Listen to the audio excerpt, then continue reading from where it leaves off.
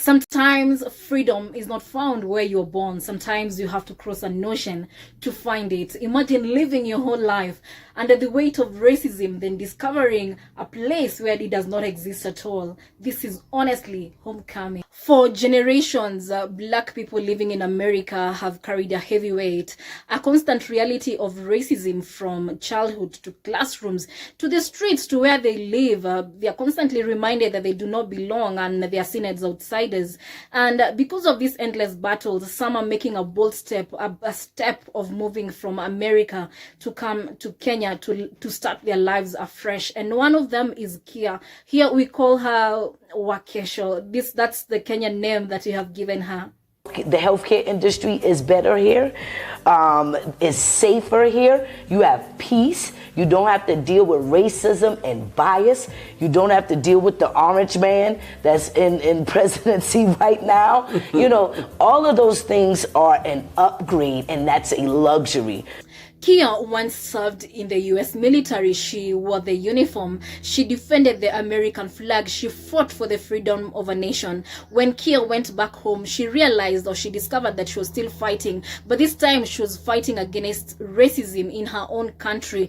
And you know, the same country or the same land that she defended did not defend her. That's when she made a bold move and a bold decision to come here to Kenya. And here she says that she finally found what she was looking for all along. You know, she breathes differently. She walks without fear in the streets. She says that she feels like she belongs, and she blends in with the people of Kenya.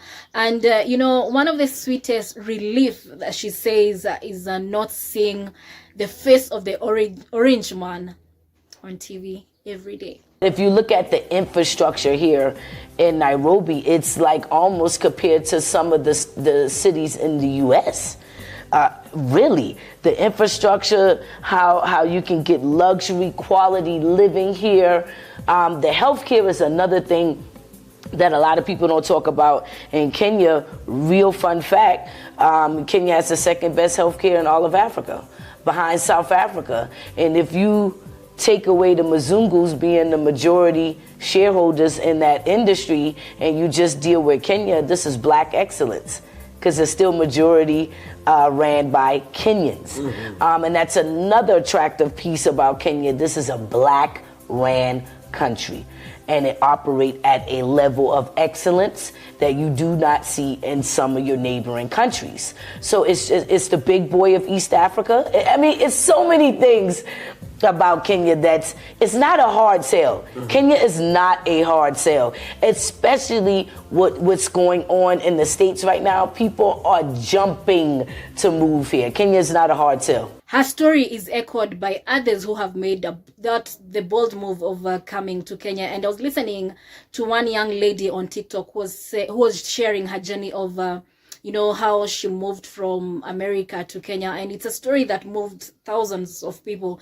And she said that she didn't realize how much of a chip she was carrying on her shoulder until she came here to Kenya, where she feels it's such a relief listening. Ever since I was a young child, I have had to face racism in the US, and that just doesn't exist in Kenya. One thing I've had to learn since I've been here is to relax.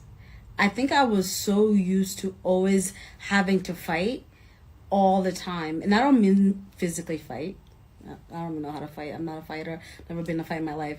I mean to fight for my place, to fight to prove who I am, to fight to prove all these things all my life. Imagine the people, like teachers, that are supposed to encourage you and cheer you on, doubting your brain most of your life. Of course, I had teachers that were great, but I went to a predominantly white school. That's how I grew up. Everything I've ever done, I've always worked really hard on it. Think about that for a moment. You carry pain, you carry suspicion since childhood, and then you find yourself in a place where all this does not exist. This is not relocation, this is liberation. And I feel like these are not personal stories. This paints a bigger picture. For centuries, Africa was a land that people were forced to leave. Millions were taken across the ocean as slaves. You know, colonization, it stripped the continent of its dignity and honor. Yet today, it's a striking reversal of the children of diaspora returning to Africa, not as oppressors, but they're coming home. This is actually what I find ironical in all this. America calls itself the land of freedom, yet the people, the very people who fought for freedom, take for example Kia, they only discovered it in Africa. You know, America preaches equality, yet its children are fleeing and finding dignity in Kenya, which begs the question, what is freedom? What is freedom really? Is it wealth? Is it a passport? Is it walking you know, the streets without fear? Is it you know, that black person living in the US with the US citizenship, or the black person who has come to Kenya and rediscovered peace? These are not just personal stories. I feel this is more of political. I feel like this is a mirror held up to America, you know, to expose the gap between its promises and the reality. And it also serves as a reminder to Kenya and to Africa as a whole that the greatest gift that we hold is not just our land and our resources. It's the ability to offer dignity, you know, honor and a home. Because at the end of the day, that is what freedom looks like. For Kia and for the many others that are here, Kenya is not where they escaped to. Kenya is where they found home. So welcome to home, welcome to Kenya.